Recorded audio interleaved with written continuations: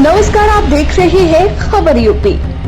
वैसे तो पेट भरने के लिए सड़कों पर भीख मांगने वाले भिखारी को तो हर किसी ने देखा होगा, लेकिन उत्तर प्रदेश के सोनभद्र जिले में एक ऐसा भी भिखारी है जो भीख मांगकर जुटाए गए पैसों से गरीब और बेसहारा लड़कियों की शादी कराकर उनकी जिंदगी खुशहाल बना रहा है।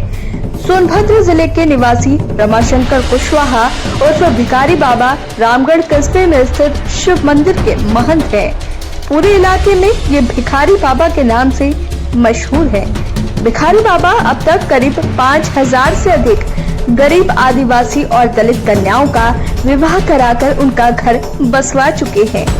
भिखारी बाबा का कहना है कि मुझे हर बेसहारा और गरीब कन्या में अपनी बेटी नजर आती है। मैं नहीं चाहता कि धन के अभाव में किसी कन्या की डोली न उठ पाए, इसलिए शादी करा के उनका जीवन सुखमय बनाने के लिए मैं भीख मांगता हूँ। ये कार्यक्रम तो 1982 से हम गरीब का विवाह कराना, गरीब की मदद करना, दवा कराना, तमाम तरह की 1982 से, लेकिन विस्तार रूप में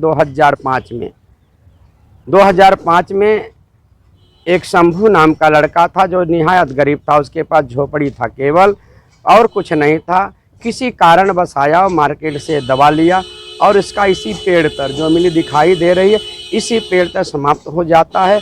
बाद में पता चलता है कि इस लौगारी गांव की है, और गांव की है। जब वो बेटी आती है, उसके घर में केवल इकलौता बेटी बची थी। उसके पिता रिक्शा चलाते थे, जो ट्रक वाले ने मार दिया था, मर गए। माता भी मर गई, और एक बहन थी जो शादी हो गई, एक बहन और रीना बेटी, और एक शंभू लड़का था, वो भी मर गया। तो बेटी जब आई तो ट्रैक्टर से कूद गई और यही कहती थी कि हमारा कौन करेगा।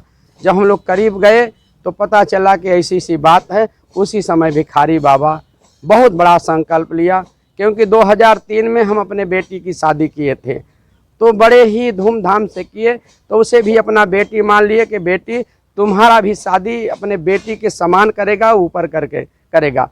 तो विस्तार रूप में 21 कन्याओं की शादी उस समय 2005 में हुई। जो ये प्रांगण है, 21 मंडप बने थे, और जनपद का हर जिलाधिकारी, हर अधिकारी, हर जो है समाज सेवा के लोग बढ़ चढ़कर हिस्सा लिए।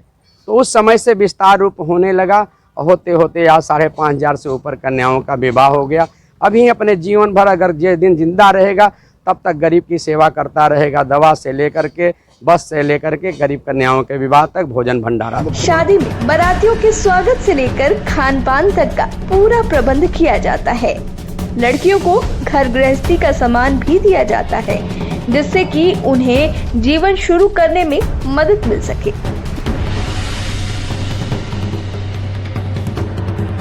भिखारी बाबा सनातन की रक्षा के लिए जंगल में रहने वाली आदिवासी लड़कियों के लिए एक सनातन विद्यालय की मांग पिछले कई सालों से करते आ रहे हैं। इसके लिए पिछली सरकार में कई मंत्रियों और मुख्यमंत्रियों से मिलकर अपनी बात भी कर चुके हैं, लेकिन उनकी बात को सभी ने अनसुना कर दिया।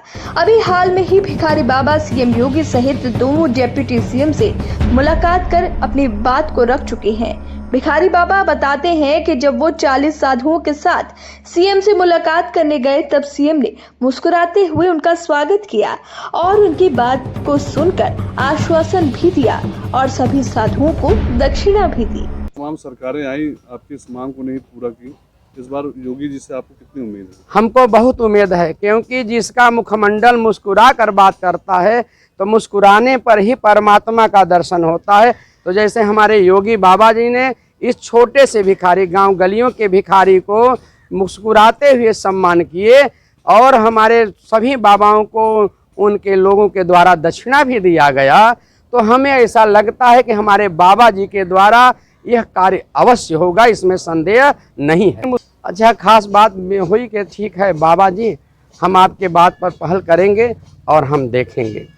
तो बाबा जी यही कहे, फिर बाबा जी को हम प्रणाम करते हुए वापस आए, और हमारे साथ 40 बाबा थे, उनके पास गए थे। तो डिप्टी सीएम भी मिले आपसे? हाँ, डिप्टी सीएम तो कई बार मिले हैं, वो भी हमको आश्वासन दिए हैं, और हम उसके बाद वो सीएम ब्रजेश पाठक जी भी हमारा सम्मान किए। नमस्कार, आप देख रहे हैं खबर।